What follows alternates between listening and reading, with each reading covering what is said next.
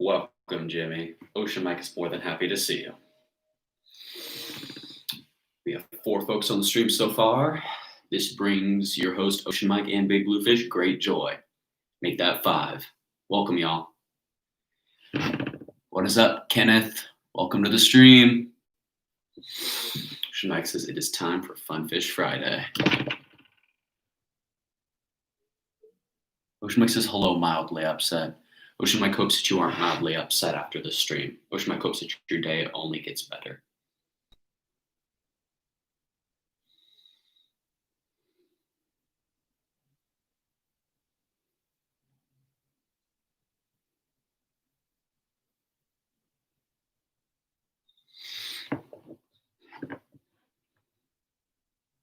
Ocean Mike hopes that your day gets better, though, Jimmy. Ocean Mike, well, I am sorry that your day's been rough.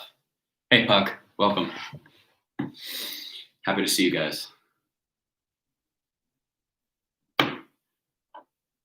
Uh-oh, we're losing folks. That's all right. We'll do Funfish Friday, same as usual.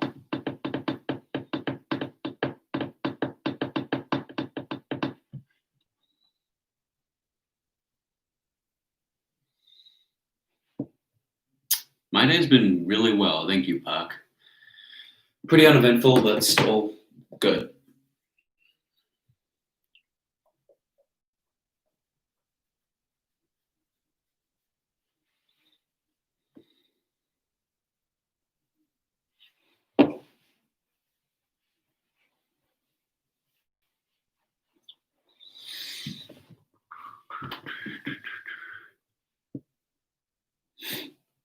Don't worry, Ocean Mike won't be doing too much first person and too much third person. Ocean Mike says will be reserved mainly for starting off facts now, or announcements, not really just mundane or ordinary questions or just saying things in general. I'd like to hope that we're having a special event soon.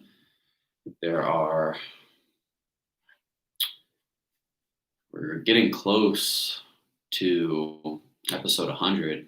Not extremely close, but we're getting there. Who knows?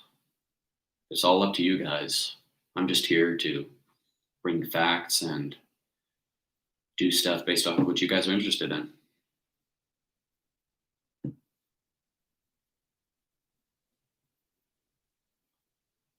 We have 4 folks. Maybe if we get a couple more, we can get started.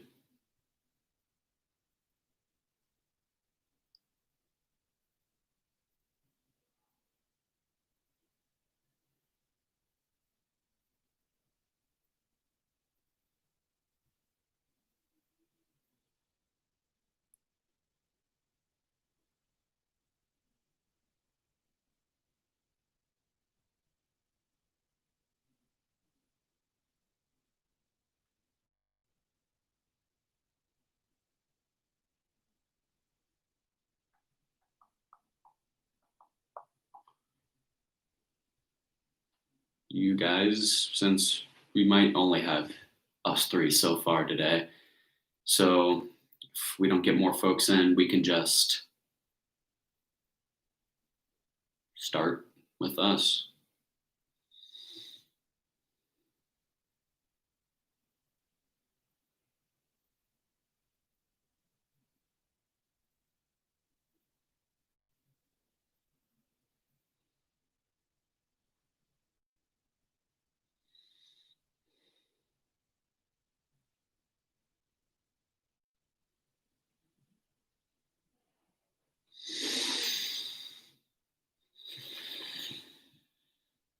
Well, welcome, Kenneth. We usually have more folks, but Today it seems pretty slow. Krill. Krill are really cool. Ocean Mike says they are like one of the biggest building blocks for sea creatures. They're like at the bottom of the food chain. So they provide food to almost everything else in some way. Mainly for large filter feeders, but they also provide food for medium sized fish and filter feeders, and really just anything that needs a steady income of nutrients. Things that eat krill are primarily whales, you might be most familiar with, um, whale shark, groupers, really anything that filter feeds, krill is on the menu. They are essential to the ecosystem. If something happened to krill, ocean would go downhill real fast, guys. I remember you, Kenneth. Wicked Fish Wednesday was pretty wicked with you guys around. So, looks like we're getting things started. So, it's time to dawn upon the Fun Fish Friday hat, as usual. All right. Well, that's just the thing. There are so many krill in the ocean. Just think about it. Whales are almost constantly eating, they're constantly filtering in food. So, all those very small krill that are in the ocean are constantly being sucked into the whale. It might not seem like much, but through its filter, it is constantly getting more and more krill. So it doesn't really get full, but due to its constant filtering, it always stays at a level of relative satisfaction with what it's eating because it never needs to eat more. It's just constantly doing it. That's true, Kenneth. They eat millions of them in their lifetime.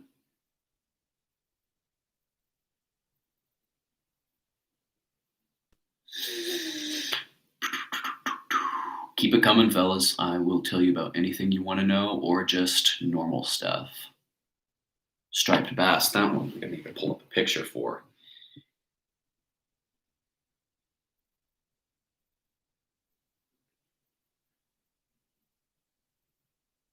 I was doing some catching up on my Lord of the Rings lore earlier. I've always been a fan of the movies and books, but I never really got that depth into like that deep into like the story, like the extensive lore behind the story. And I just recently started doing that after I rewatched The Hobbit, and I'm liking it. It's pretty cool. Striped bass.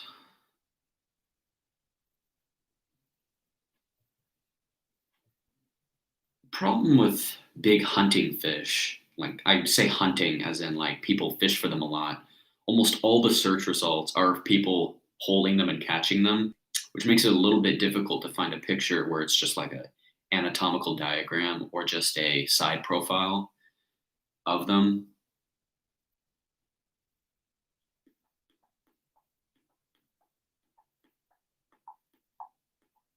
There we go. This is a pretty decent picture. Nice background too. Blends in with the background of my phone. Here we have the Atlantic striped bass. These bad boys are common sport fish that people go after for fishing. They grow to be pretty big. They can grow up to be about like 3 feet long, maybe 4 sometimes. And they are pretty vicious hunters among their coastline homes. They generally live on the Atlantic coast of North America, and they generally don't go too far out of their habitat. However, they do sometimes make their way inland, and they are still caught recreationally in there too. Bass have it rough in the fishing world, always getting grabbed by hooks and taken on out and thrown back in. Thank you, Kenneth. Fun Fish Friday hat actually used to be a turkey hat, but this one is a lot more fitting. The killer whale get its name? It's pretty simple. Instead of killer whale, it should have been killer of whales. The orca kills whales. It's really cool, but in a weird way. Orcas are really, really smart hunters. Some of the most aggressive hunters on the planet, actually. They have really interesting and unique hunting habits, and they can even get stuff that's on like glaciers. It's, well, not glaciers, but little icebergs or ice flats. They kill whales in pods. They travel in pods, and what they do is they will, as a whale is breaching in order to breathe, because mammals, the orca pod will take turns jumping on, like breaching and getting on top of the whale that they're hunting in order to try to cover its blowhole, while at the same time the other ones will take turns attacking it from below in order to kind of like suffocate it and keep it from going anywhere. It's really brutal, but really effective. Orcas' hunting habits also include, like, there's this really cool video that I will send in the Discord sometime of like a pod of like 2 or 3 orcas all trying to get this sea lion that was sitting on a ice flat. And what they would do is they took turns like jumping on one side of the ice flat, and then the other one would jump on the other side until they effectively like teeter tottered the sea lion off the ice flat and were able to get it. It's crazy. Orcas are really smart, which is really bad why they're in places like SeaWorld, because they're smart enough to know that that's not where they belong, and they're not in a good spot. Hello, Abigail. And hello, Jeff Davis. I'm having a great day. I hope your day's going well too. Abigail, I am not in college yet, but I'm most likely going to be a biology major, and then I'm going to go to graduate school for marine biology or zoology.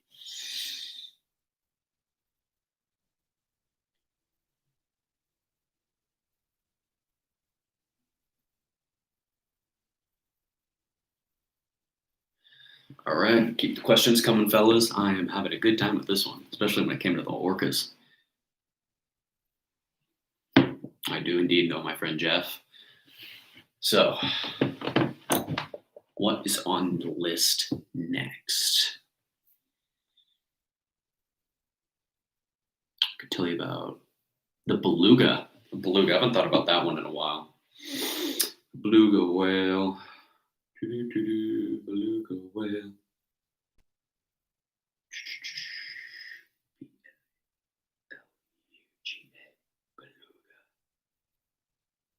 There's actually a fish called the beluga. However, there's the beluga whale.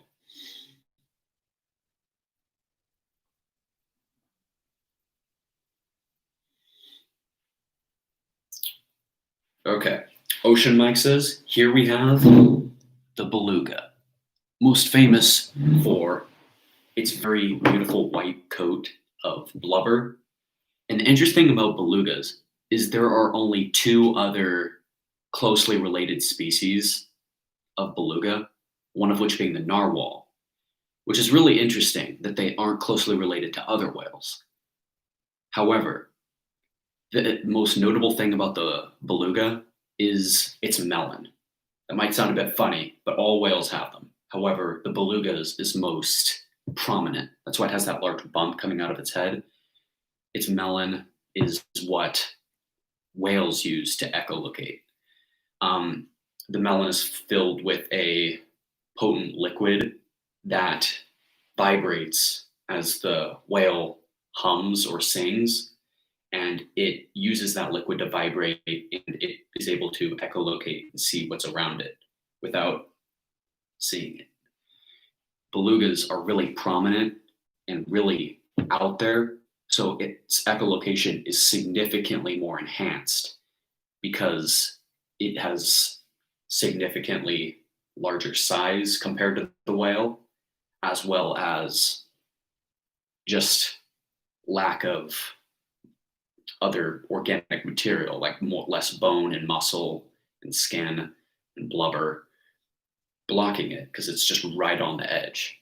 Like, you might have seen that video of the person slapping the beluga whale's head and saying, "I like your cut, G," and then slapping it, and it sinks right in. That's because their melon's like right on the top. It sinks right in because you're pushing it into the blubber, and then straight into the liquid. What's up, Level Up? Welcome, Netta Krug. Welcome, everybody.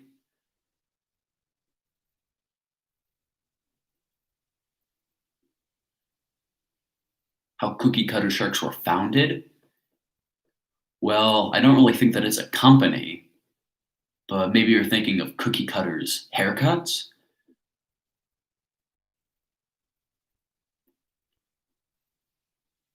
The manatee. I have not done the manatee.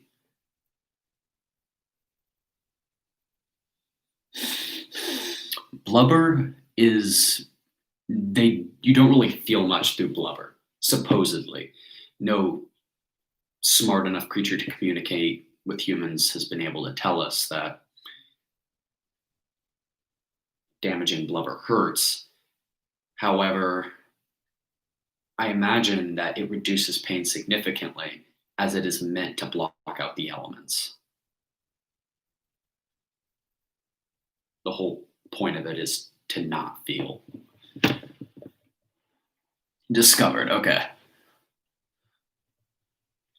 I can just talk about the cookie cutter shark in general if you'd like. That is a cool one. They're almost parasitic.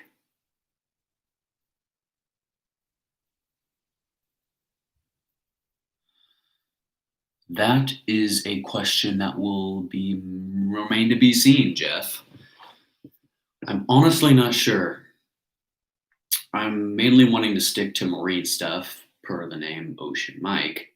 However, if it's a marine amphibian or reptile, I'll consider it. I will be more than happy to check it out. As long as its main home is in the ocean, then I'd say it's fair game. I agree. G-darts, the ocean is cool. Turtles have always been on the menu, not in the food sense. I did an episode on leatherbacks, the largest sea turtle, and Ocean Mike's favorite.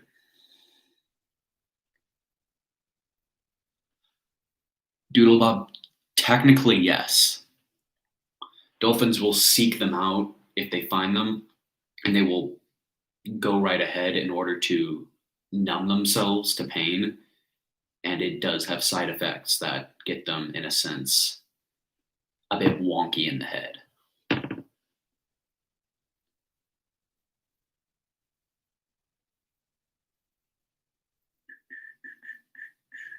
Okay, let's do the cookie cutter shark. That isn't one we've talked about very much. And they are pretty cool. They kind of look like cleaner fish, except instead of cleaning the other things that they're eating, or cleaning the things that they're cleaning, they're eating it. But not killing it. They're just taking little chunks out of it.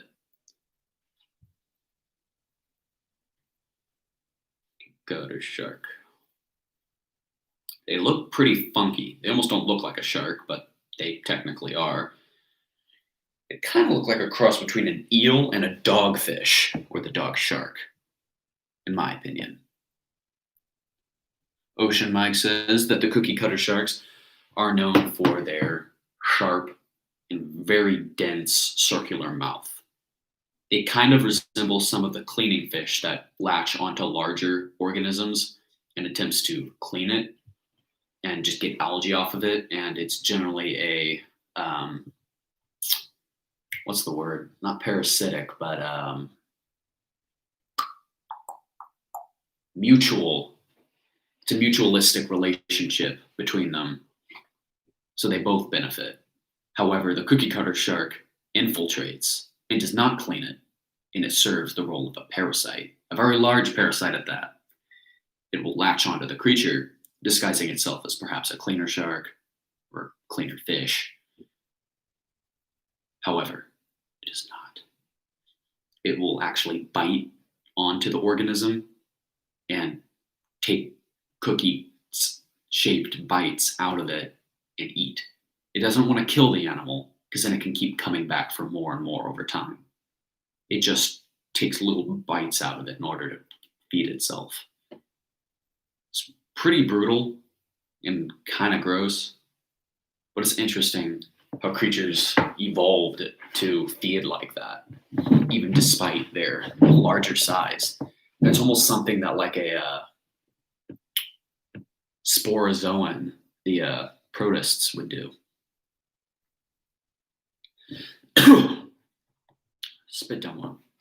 Went down the wrong pipe. Sorry about that, fellas.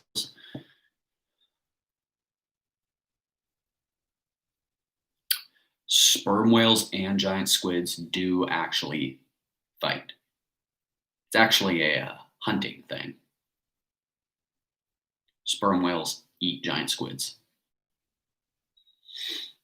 because sperm whales dive down extremely deep into like the abysmal zone almost, and they will eat giant squids or other cephalopods or anything it can scrounge up. It's kind of crazy, but it's really cool.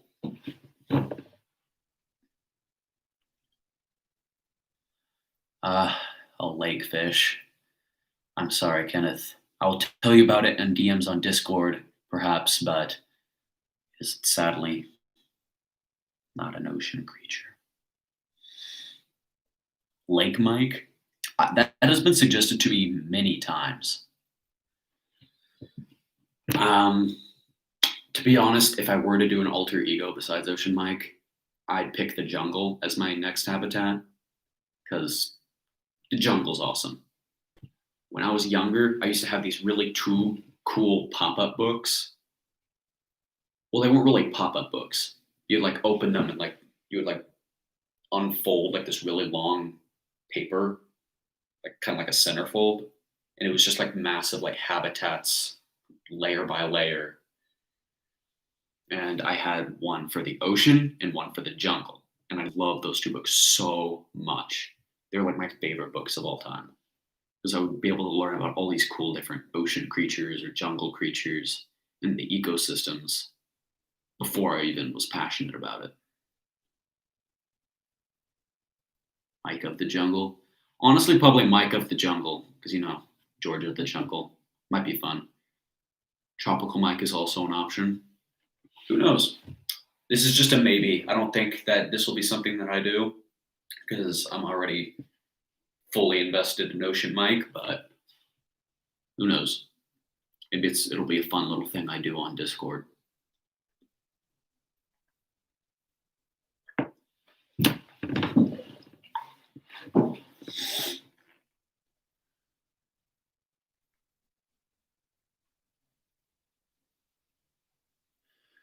Cordyopsis dormi, the immortal jellyfish, you say. Let's take a look.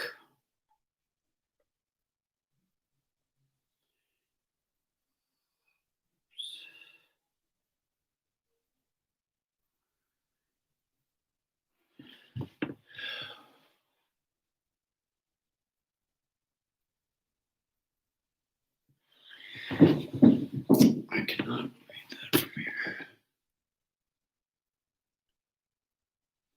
Teratosis. There we go.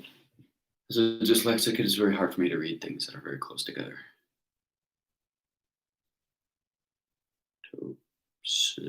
There we go. Sorry about that, fellas.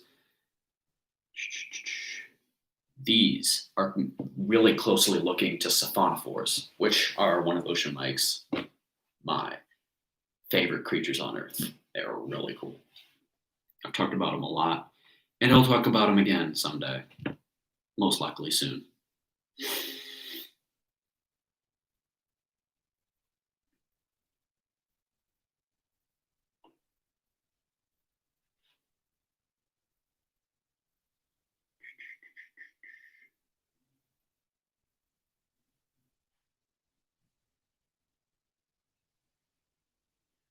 Here we go. Here we go. The immortal jellyfish. I've honestly not been too interested in jellyfish. I kind of was for a little bit, but then I found siphonophores. But that's a story for another time. The immortal jellyfish technically has no lifespan limit, no maximum lifespan. It can technically continue to keep on living if it was placed in a single environment. However, they lack immune system. They are very easy to succumb to disease, which is the problem. They won't even get fully developed before they are likely to succumb to a disease and die. However, this does not make them subject to mass extinction because they reproduce incredibly fast. They are found all over the world in almost any tropical waters, and they're not very dangerous compared to other jellyfish, at least. But that's kind of the trade off. They're able to maintain their species by constantly reproducing. And yeah, they can constantly reproduce, but they don't really live that long because of the disease, even though they have the capability to live forever because they're able to support their gelatinous forms indefinitely.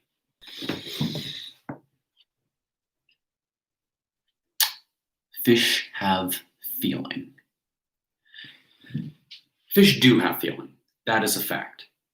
Almost all living creatures that rely on movement and food and senses all have feeling.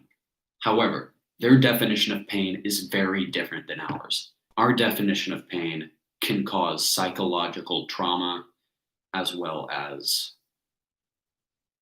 physical differentiations.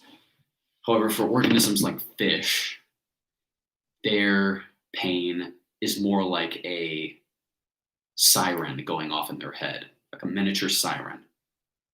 Kind of like at a fire station. When the alarm goes off, you know something's wrong.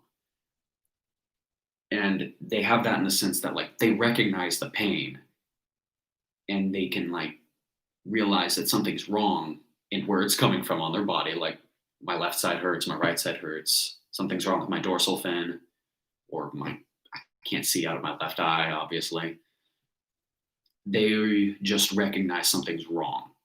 And it doesn't like affect their brain process nearly as much as it does to organisms like primates, humans, things that have a higher level of sentience.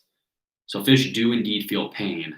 However, since they lack a level of sentience that we do or other creatures do, it does not damage them nearly as much, if you get what I'm saying. I've had big bluefish since before I was born, actually. Ocean Mike and big bluefish have been pals for as long as I can remember. He's always been on my shelf, and now he's made his home down here with me because we make videos together. He was purchased for me by my family before I was born, and he's been here ever since.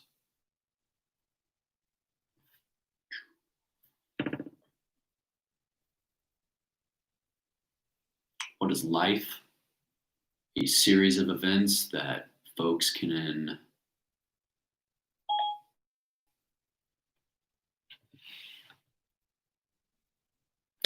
seems to me like my phone decided to act up and think that I was talking to it. But as for what is life? Life is a series of events that are out of our control, and it is up to those affected by those events to adapt, overcome, and or accept it. I don't know. But it is what it is, and it ain't what it ain't. An aggressive turtle. Well, technically, snapping turtles can be aggressive. I've seen my fair share of alligator snapping turtles, one of which looked like a tortoise. Like the thing was massive, and it must have been nearing its late stages of life because this thing was like maybe like 2 feet long and 2 feet wide. It was huge. And this is a story separate from the ocean, but I decided it might be fun to share with you guys. But yeah, this thing was huge, and snapping turtles generally can be aggressive because that's kind of what they're made for. They have stronger jaws than other turtles because they use it to defend themselves. They are meant to be a little bit more aggressive and even carnivorous, more carnivorous. But yeah, ocean might consume fish. Ocean might does consume fish. I actually really love seafood. It's one of my favorite things. As long as you are fishing properly and like not overfishing the seas, which unfortunately the world is doing. Just treat the world right and the world will treat you back. But our planet seems to have a hard time grasping that. We don't really treat the world, especially the oceans, nearly as well as we should be. However, I will take one or two more Fun Fish Friday suggestions, and then we can wrap stuff up if you guys want.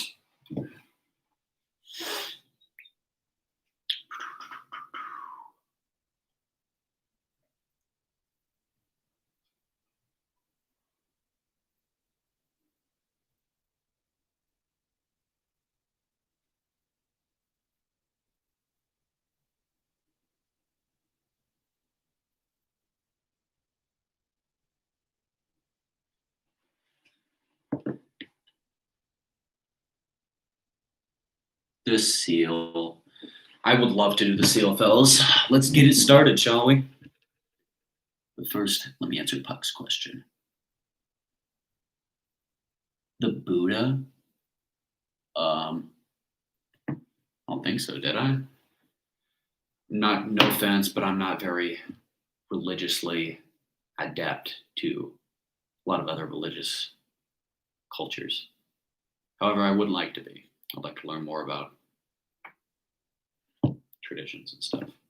Sorry, that was a little bit off topic, but I will answer what is my favorite fish as I pull up a seal species. Why not do? Yeah, my favorite fish is the whale shark. I just love how they are still a shark, but they're just so gentle. Big, gentle giants. Pretty sweet. Words of enlightenment. Man, I don't know about that. All I do is I talk about fish.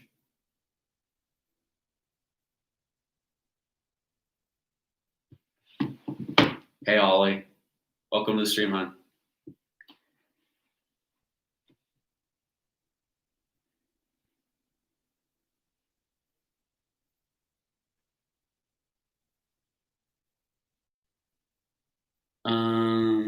Words of enlightenment. I'm not. I just talk about fish.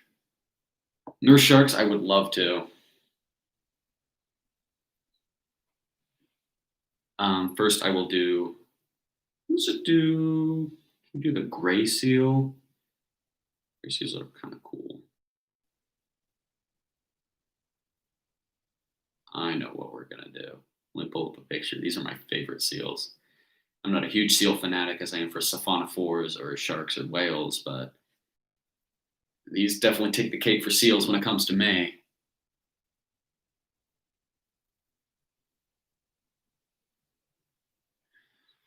I will not talk much about the harming of dolphins. However, I will talk about them if that is good enough, hopefully.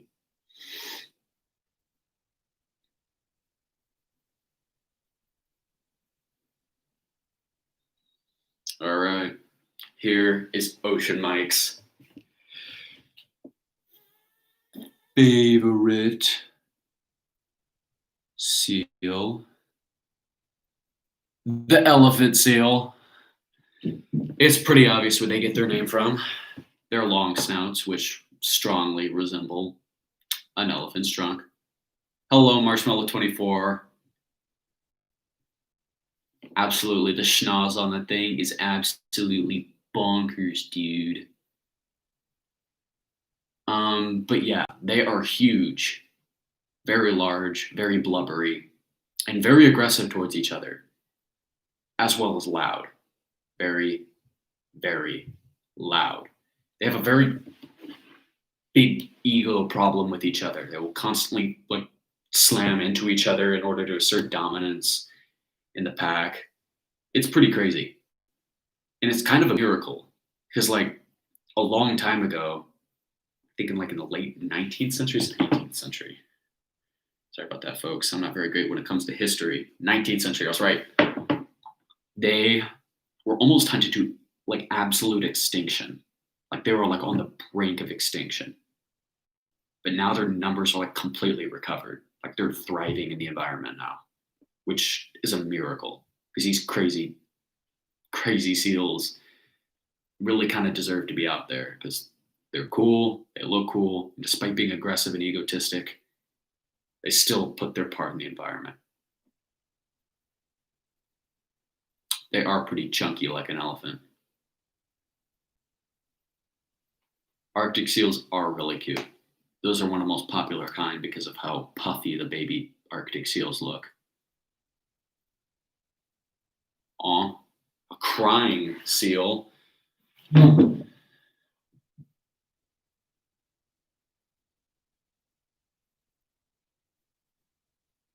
Oh yeah, nurse shark. Sorry about that.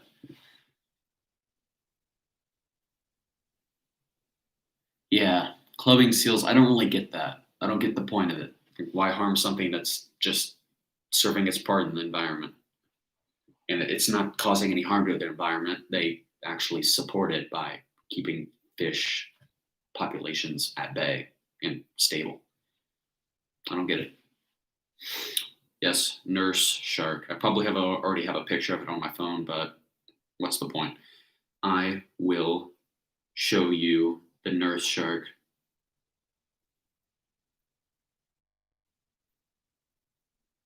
A crack on my phone. Uh oh.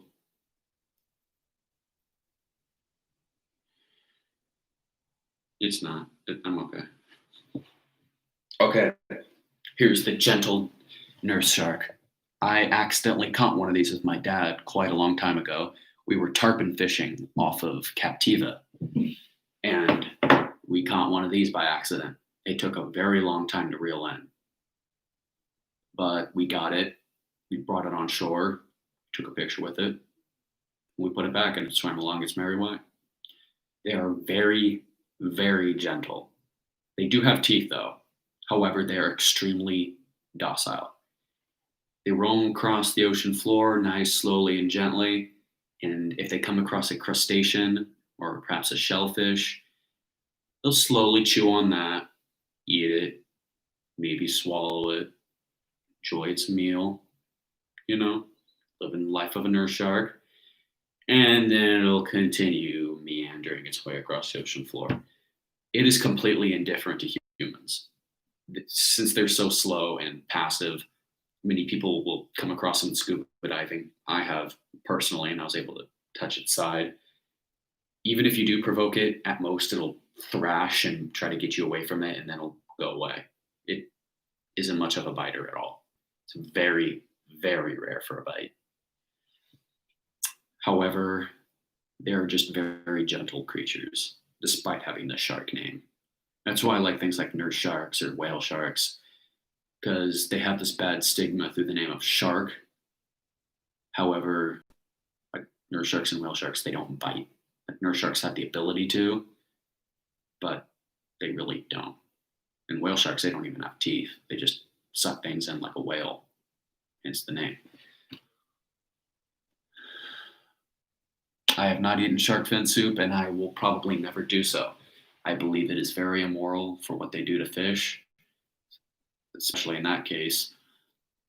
You just most of the time they just lop off the fin, the dorsal fin, and then they just throw it back. It's inhumane and it's not good to the fish.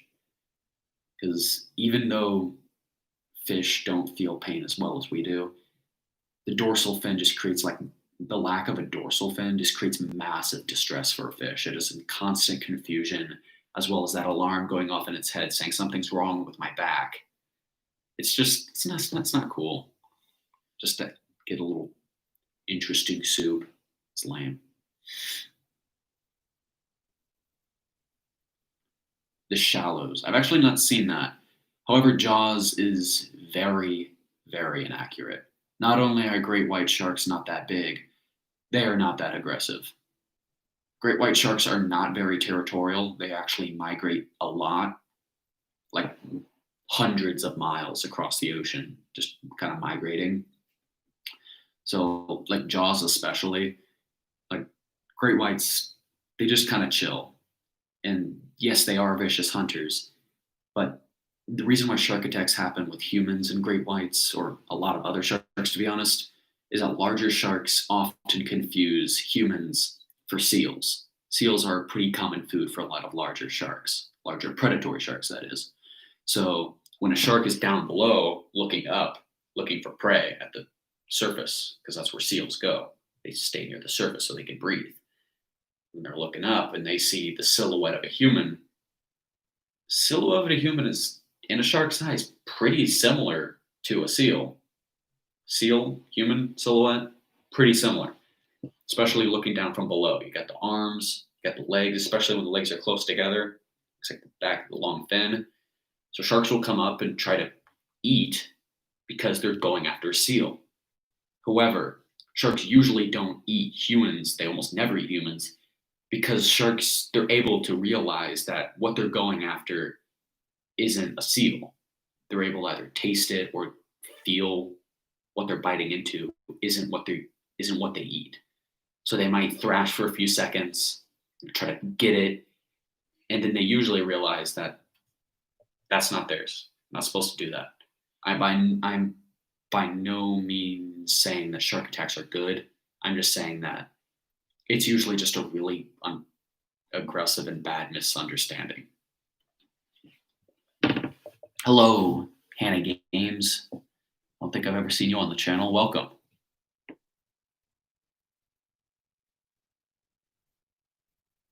I love nature too, Kenneth. I'm glad that you appreciate nature as well.